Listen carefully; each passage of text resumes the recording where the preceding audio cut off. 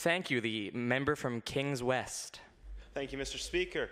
I'd like to remind the government of their point they made earlier on in the debate about the corporations in Nova Scotia, the large corporations that we will not be bailing out. I live in Kings West and drive around once in a while, and the landscape doesn't seem to be dotted by corporations very often. It tends to be a little more rural. I'd offer the government the opportunity, perhaps, after this debate, to maybe take a drive through the valley, maybe down to the South Shore, maybe up to Cape Breton, just around the province that we are trying to govern, and take a look at the types of businesses that actually do exist, the ones that will be affected by this bill, Bill 345. We have to look at these type of businesses, these small private businesses. These are the ones I'm talking about, and I assure you they do exist. If you do want to go find out, you may. These businesses are the lifeblood of the communities, these small communities that dot our province. They aren't, we don't have large mill towns everywhere. We don't have Walmarts out in Lower Lake 60. We have small farm markets, we have corner stores, we have service stations. These sorts of things are the lifeblood of the communities. The people need bread, they need milk, they need gas for their cars. They go to these stores to buy these things. They're not going to go to Michelin to buy tires for their car every day. This type of labor is non-transferable.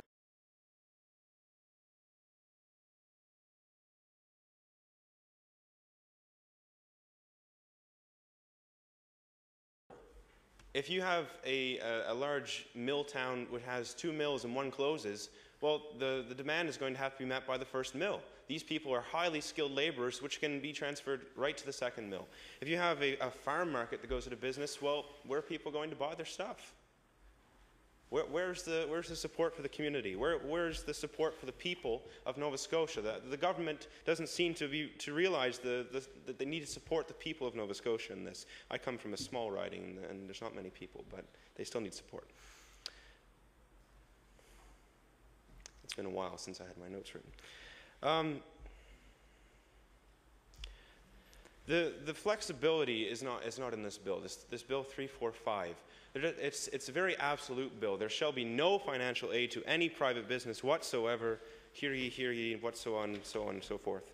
It's very rigid, and frankly, the economy is not rigid. The economy does go up and it does go down, has been stated by both sides of the legislature today. And to propose a bill that completely just bans any help whatsoever to any private business just seems preposterous. What happens in times of downturn? You need to help. You need to lend some help. Yes, that's true. You don't have to give your money to people who aren't going to help the economy. That's also a good point. But you do need to lend a helping hand to those who will continue to help the economy. I propose that instead of leaving this matter in the hands of the government of Nova Scotia, we move it to a third party. Nova Scotia Business Initiative is an excellent example of such. If we take it outside of the hands of... Order, please. The member's time has expired. Thank you, sir. The honourable member from Bedford Birch Cove. Thank you, Mr. Speaker. I'd just like to point out that we, the Blue Party, do sympathize with struggling small businesses, but it's just bailouts in the past have proven to not always work, and we cannot afford to bring all this money out of our healthcare and education system and just have it be lost on a struggling business that ends up failing in the end. If we take it from healthcare and education, other large places, sectors, we won't have enough money to pay for doctors and teachers and nurses, etc. And they have very high multiplier effects, which means they make large salaries and they support other smaller jobs. So if they lose their jobs, then so do several other employees of a small business, possibly even a whole business itself. Enough of them are lost. So really, if we use the bailout, then no one wins. Thank you.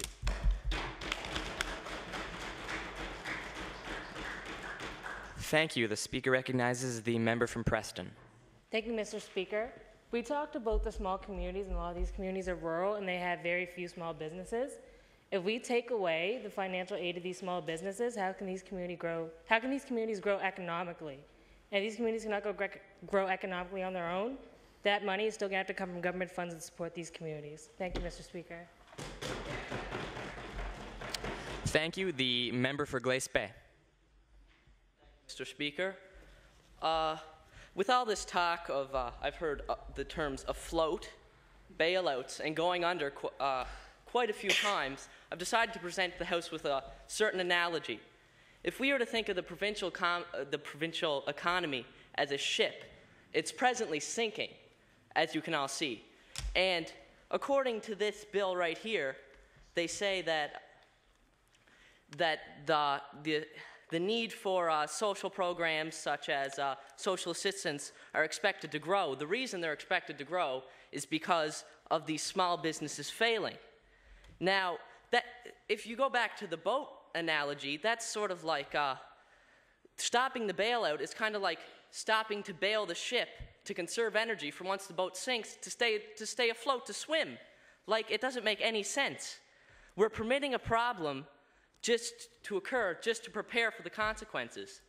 A more logical approach would be to simply bail the parts of the boat that are needed to keep just the boat simply afloat, so the economy can stay above the water and stay here, and let the luxury parts, such as the diamond industry, sink themselves, but keep things such as the Glace Bay fishermen need bailouts to keep themselves above the water, so they don't sink, obviously.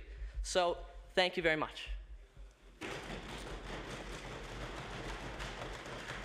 Thank you. The honourable member for Antigonish. I'd just like to take this debate back to what it actually is and what side government is actually trying to do. We need to get back to the fact that we can't take away from healthcare or education. You can't take away from the necessities of the people. You can't do that. You know, that's not a democratic act. Like, that's not happening. So we cannot take away from healthcare and education. And I don't understand why the opposition is getting into the nitty-gritty, getting into little details. Why don't we bring it back to the fact that once again, I'm going to say, and what we've been trying to say, we can't take away from these different sectors. So it's a good thing that the opposition is in fact the opposition if they think that we should be taken away from healthcare and education and transportation. The member for Cape Breton South wishes to rise on a point of information. Thank you, Mr. Speaker. I'd like to ask the honourable member from Antigonish, if you funnel money to the healthcare system now, eventually that money is going to run out. And we all know that the money is obtained mostly from business, from the businesses of this province. So if you're going to let those businesses fail, eventually the money coming in will not exist anymore. I'll remind the member from Cape Breton South that the point of information is supposed to be in a question form. Okay, I'm sorry, Mr. Speaker. So tell me why, how are you going to get the money if you are going to destroy the source of the money? If you're going to destroy the businesses that give you the money, how are you going to fund the healthcare system? Thank you, Mr. Speaker. Thank you. The honourable member for Antigonish. I would just simply like to remind the representative from Cape Breton West that the money is actually coming from the budget.